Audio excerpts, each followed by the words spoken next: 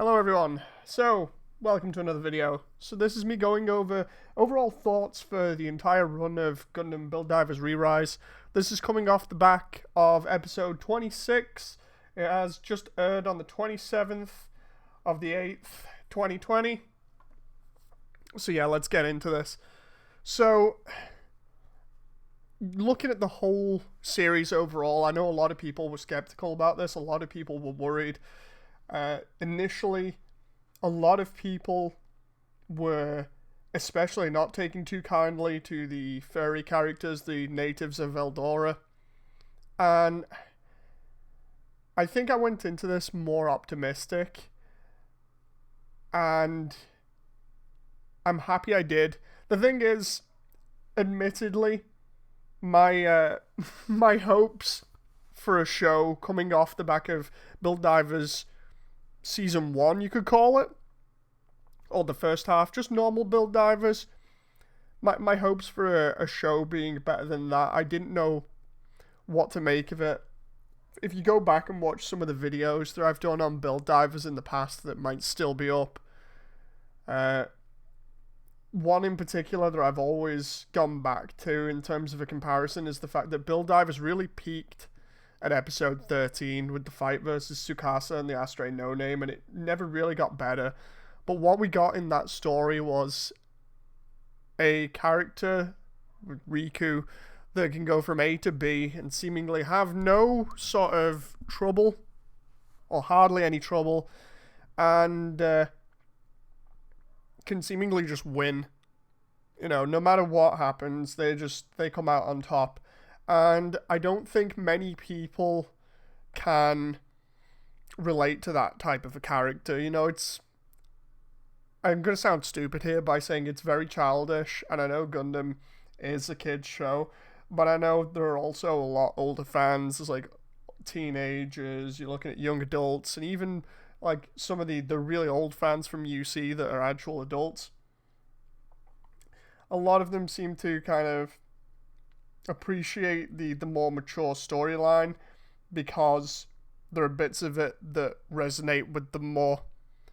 You know, so to have a very childish sort of approach and just seemingly be always winning was never going to be good for Build Divers the first half. But I feel like when you put Re-Rise in and you look at the entire storyline, because they are both connected, I do think the first half does benefit a lot more from what the second half brings.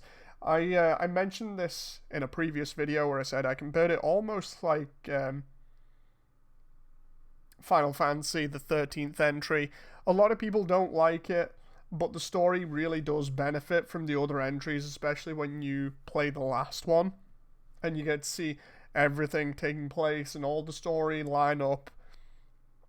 It really makes a lot more sense. And because people didn't know whether we were going to get a continuation of Build Divers, it was pretty awkward as a series on its own to enjoy. Whereas Re-Rise, what we get is a story of a bunch of losers, or a bunch of people that each have their own trouble, and they have to come to terms with what that is and then get over it in their own ways. And at the same time, they have to band together to save a world from destruction from an evil AI. And going in, it seems childish by appearance, but the story is more mature. It's got a lot more heart to it. In general, I think overall it was a much better viewing experience. In terms of where this series lines up, enjoyment-wise, with other shows that I've seen, from Gundam anyway, this ranks really high for me.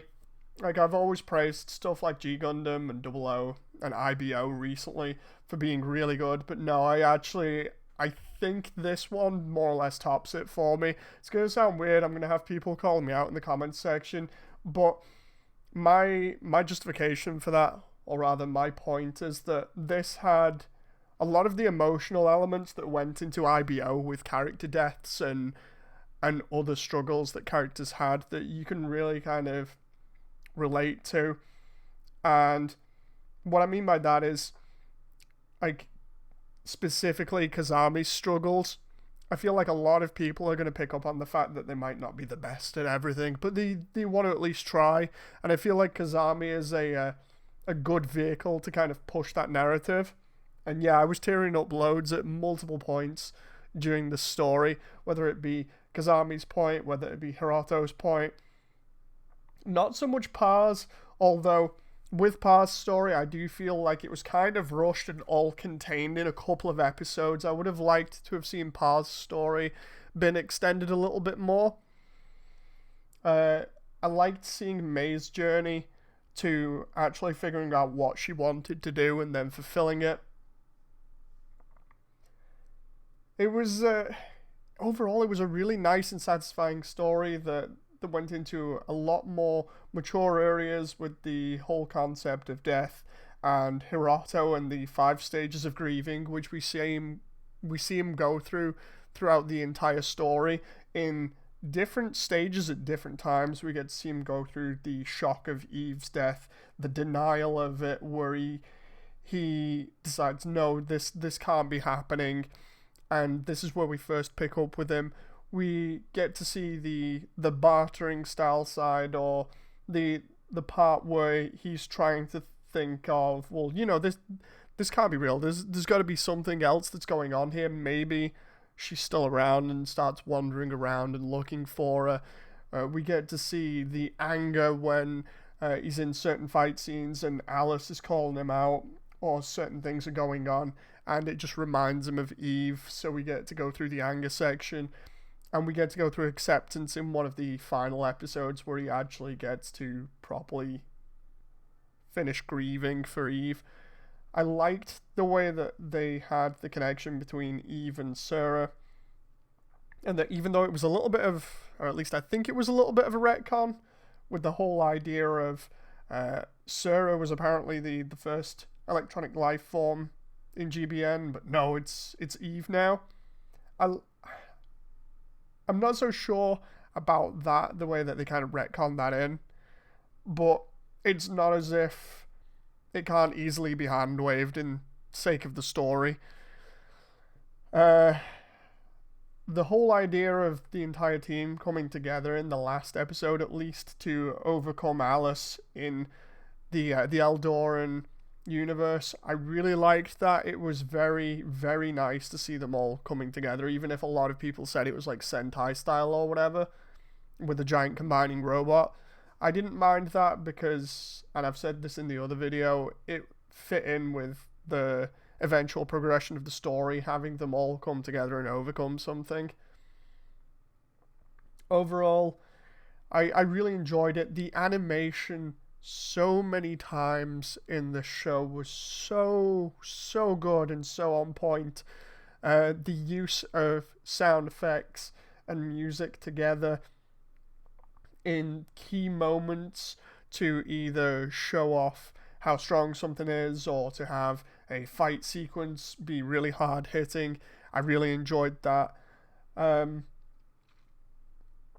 Overall, the entire package was absolutely fantastic, and I liked the way they took the time with it. They released it in segments to allow for better animation in these sequences, because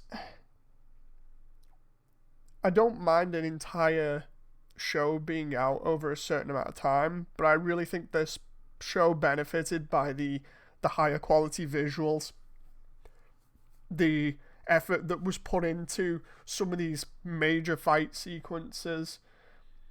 Overall, I think it really benefited being out in small parts. It allowed people to, I would say, savor it a little bit more. We got to go over parts of the show again and really enjoy them before the next part was out. It didn't feel rushed. Apart from, like I said, Par's storyline. That was the only thing that felt rushed to me. Yeah, overall, it's one of the most satisfying storylines I've seen. I really, really, really enjoyed it, and I really hope going forwards that they take note from this and that they use whatever notes they might take away, like for instance the whole idea of separating storylines out and waiting a little bit more and not rushing things so they can get the animation down, or approaching mature stories in a similar manner. I'd like them to do that, maybe not for all the stories, but definitely going forwards. They've done stuff like with IBO, they've done more mature stuff and it's been hard hitting. I feel like this kind of brought some of that, but just improved on it. I really want to see them do stuff like that in future, but I also want to see them continue the build series. To me, the build series is very similar to like Gundam Breaker. That's what I think of it of. We have the traditional Gundam games that go on and focus on the UC stuff, like Gundam Battle Operation 2, and then you have Gundam Breaker, which is its own unique thing.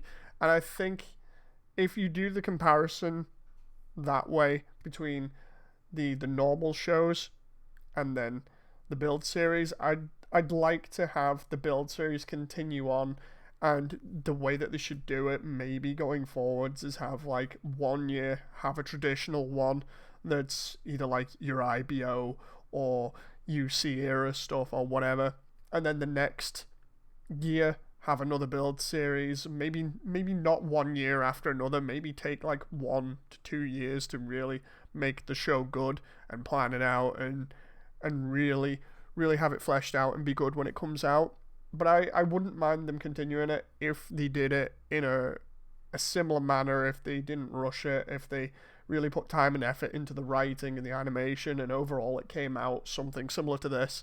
It was a really satisfying story with a really good conclusion. I'm glad my worries that I had throughout all of it were just me alone. They weren't actually something that happened in the story. Overall, I think the freaking out about the furries, I don't think that was justified.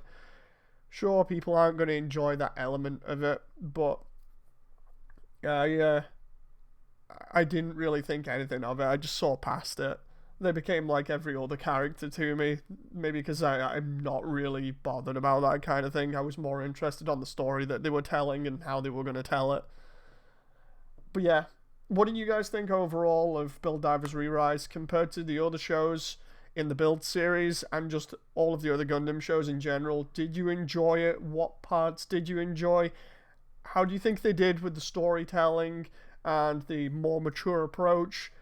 You know, anything you want to talk about, I'll see you in the comments section, and I'll see you on the next video. So until then, see you next time.